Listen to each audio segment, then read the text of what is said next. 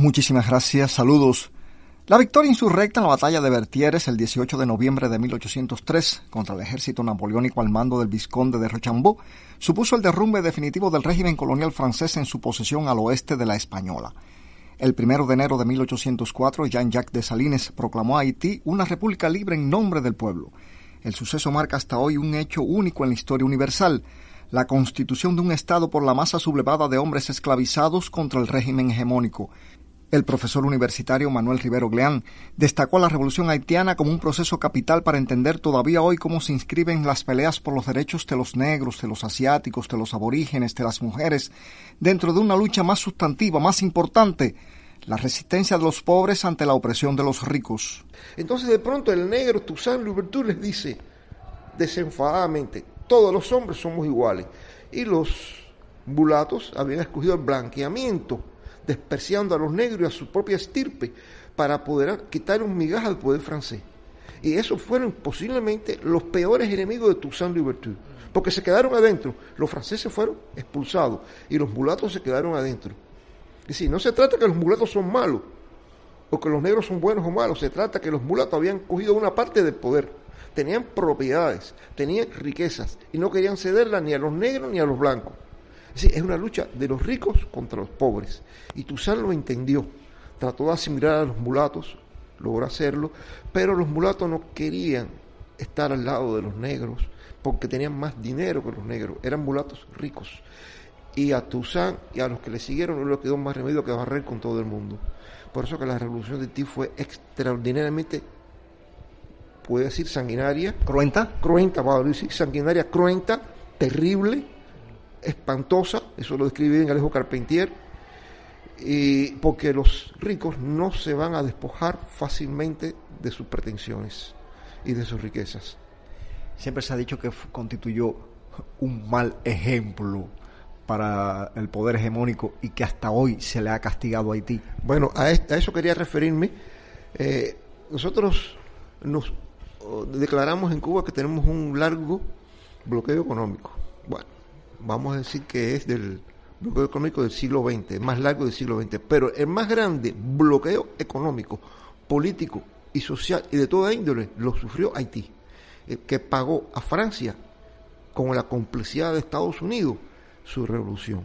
Francia obligó, o no obligó, sino logró una negociación con Haití que a cambio de no seguir invadiéndolos, tenía que pagarle el tributo por las propiedades que perdieron los franceses en Haití, porque perdieron todas las propiedades, y eso pasó a manos de los haitianos.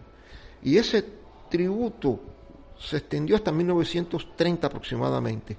Tuvieron que estar pagando impuestos, tuvieron que pagar dinero en efectivo, que era muchas veces el Producto Nacional Bruto de Haití, y estuvieron so pena de ser bloqueados, pero no les bastó eso.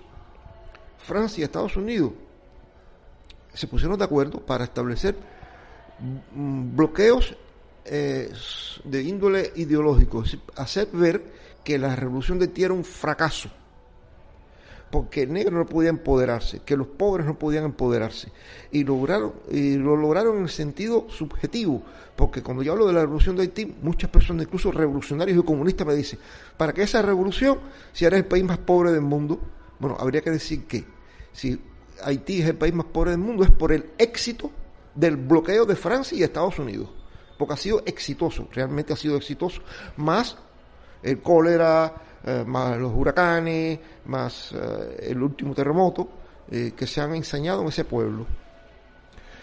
Pero es el bloqueo mayor, porque ellos tuvieron que pagar caro, como lo estamos pagando nosotros en Cuba, y como lo van a pagar ahora y en el futuro Venezuela, la osadía de hacer una revolución cerca de Estados Unidos de América. Pero también una revolución tan solidaria con Bolívar. Bueno, Chávez tuvo el mérito extraordinario de decir constantemente algo que ni siquiera el propio Bolívar agradeció con todo el tiempo, que la revolución bolivariana, la revolución de Bolívar, la gesta bolivariana le debe mucho a Petión, porque fue Petión en 2 ocasiones quien apoyó a Bolívar con una condición, que Bolívar no se había dado cuenta: debes de liberar a los negros esclavos. Entonces Bolívar se dio cuenta que los primeros fracasos de sus gestas revolucionarias había sido porque no había tenido la estrategia política de prometer y de liberar a los negros y a los aborígenes que eran esclavos, sí, a los criollos o a los aborígenes venezolanos. El pedagogo y ensayista cubano recordó que bajo el influjo de la revolución haitiana, Simón Bolívar regresó a Venezuela, liberó a los hombres esclavizados, los convirtió en combatientes contra las tropas realistas del Imperio Español para conseguir la victoria. Miembro del Comité Cubano de la Ruta del Esclavo de la UNESCO, Manuel Rivero Gleán remarcó que uno de los próceres de Haití, Alexandre Pétion, le entregó al libertador barcos, armas, parque, incluso una imprenta y papel para que imprimiera sus manifiestos. Como aparece en la numerosa bibliografía al uso, la independencia de Haití representó a partir del 1 de enero de 1804 el final de la esclavitud en Saint-Domingue, para convertirse en el primer país de América Latina y el Caribe en separarse de sus amos coloniales. Precisamente en un discurso pronunciado hace 7 años en Santiago de Cuba, el primer secretario del Partido Comunista de Cuba, el general de ejército Raúl Castro Ruz, significó la coincidencia histórica de la fecha en relación con el triunfo de la Revolución Cubana en 1959 y sostuvo que ambas naciones han tenido que pagar un alto precio por la audacia de enfrentar a los imperios dominantes. En esa intervención, Raúl declaró que al abordar este asunto, deseo reiterar al hermano pueblo haitiano y a su gobierno que los cubanos jamás los abandonaremos y que siempre podrán contar con nuestra modesta colaboración. Maydelín Remón y Machado Conte, Sistema Informativo de la Radio Cubana.